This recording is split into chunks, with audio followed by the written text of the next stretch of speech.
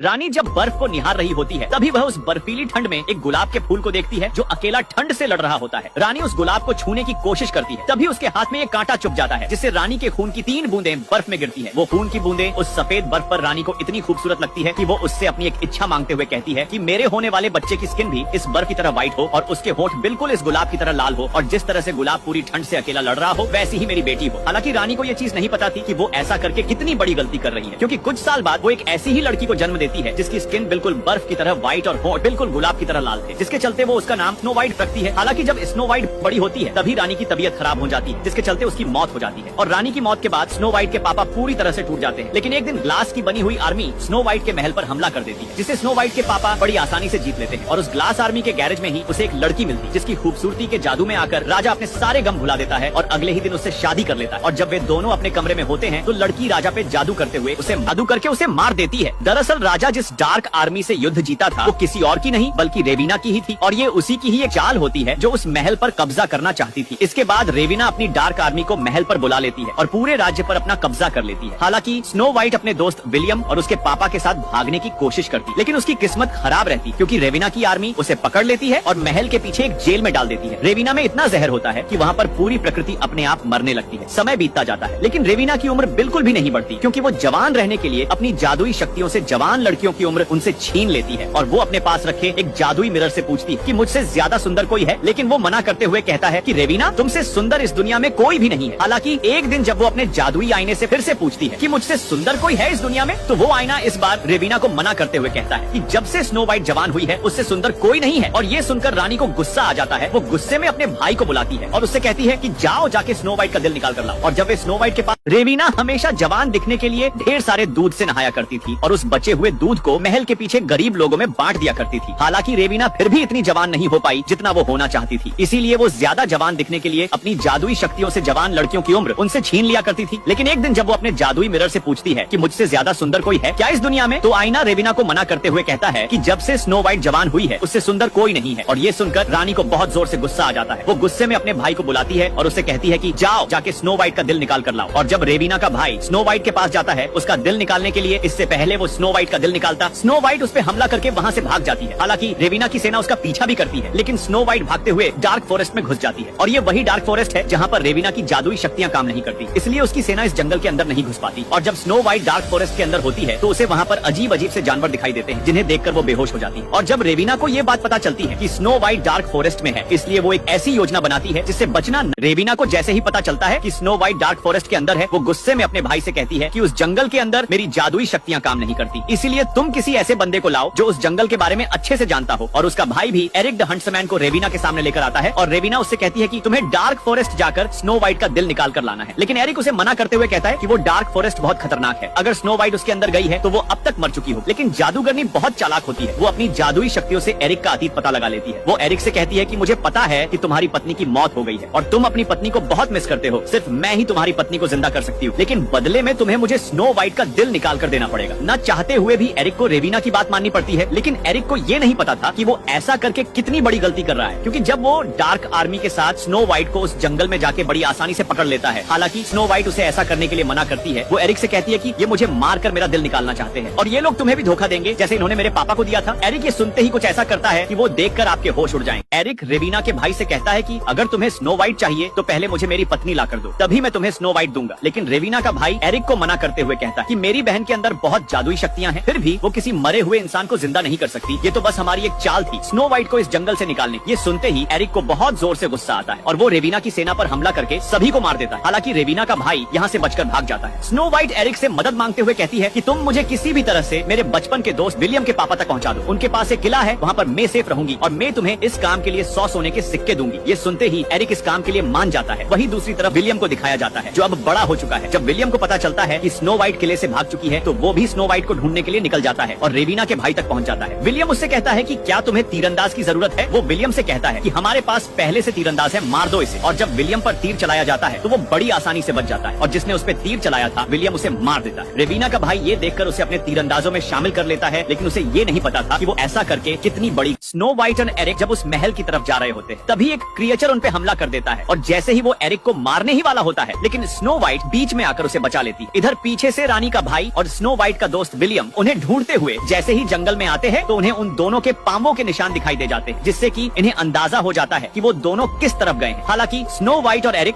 चलते चलते एक गांव में पहुंच जाते हैं, जहां पर सभी लोगों ने अपने फेस खराब कर रखे होते हैं ताकि जादूगरनी इनसे इनकी जवानी ना छीन ले। इधर रानी के भाई को भी किसी तरह पता चल जाता है कि स्नो व्हाइट गांव में है, इसलिए वो उस गांव में आकर पूरे गांव में आग लगा देता है। हालांकि स्नो व्हाइट की किस्मत अच्छी रहती है, क्योंकि एरिक उसे गांव से बचा के एक जंगल में ले जाता है, जहां पर उन्हें 8 बोने मिलते हैं, जो उन्हें पकड़कर एक पेड़ से बांध देते हैं। और जैसे ही वो इन्हें मारने वाले होते हैं, तभी इनमें से एक बोना बोलता है कि सिर्फ स्नो व्हाइट ही है जो जादूगरनी रेविना को मार सकती है, इसलिए ये लोग इन दोनों को छोड़ देते हैं। स्नो व्हाइट और एरिक वो रात इन्हीं के साथ बिताते हैं और अगली सुबह स्नो व्हाइट को एक प्यारा सा हिरण दिखाई देता है, जिसे देखकर वो बहुत खुश होती है। लेकिन उसी जगह रानी के भाई की सेना उन पर हमला कर देती है। लेकिन रानी के भाई को ये नहीं पता था कि वो ऐसा करके कितनी बड़ी गलती